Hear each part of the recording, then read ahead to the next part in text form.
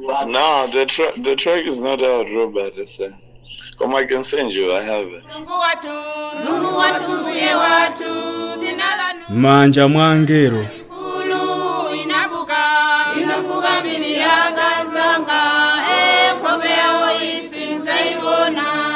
Mmanja mwa Angelo kutali ndi kuno kwawo kwa nthenda ndi zisoni upeze mpumulo Martse.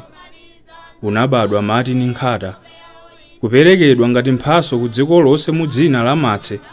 Sunadukize kutulutsa nyimbo zokoma zosangalatsa zophunzitsa ndi mmanja mwa Angelo kutali ndi kuno kwawo kwa njala ndi nsanje pumula Martini. Pamene ambiri timakhala moyo wonamizira iwe sunakhale nawo zomwe zimakunyasa unkaneneratu zimakunyasa andale unawamasula achinyamata kuti imirira ndoti mmanja mwa Angelo kutali ndi kuno kwawo kwa andale abodza ndofalitsa umphawi pumula Martse.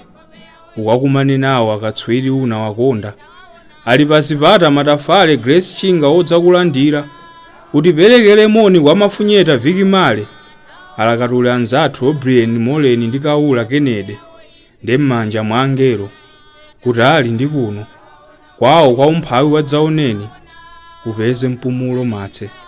Akubanja Mulungu akutonthozeni upeze mpumulo Martse.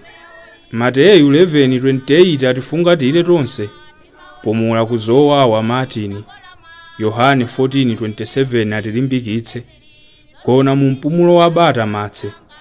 Tsiku likubwera tosefe tidzakupeza upeze mpumulo Martini.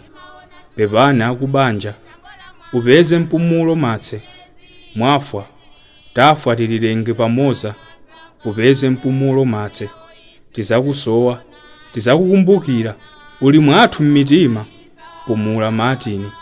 Imfa siyenera kutenga nthete chotere ndi mmanja mwa Angelo. Manja mwa Angelo kutali ndi kuno kwawo kwakuba misonkho ya amphawi upeze mpumulo Martse.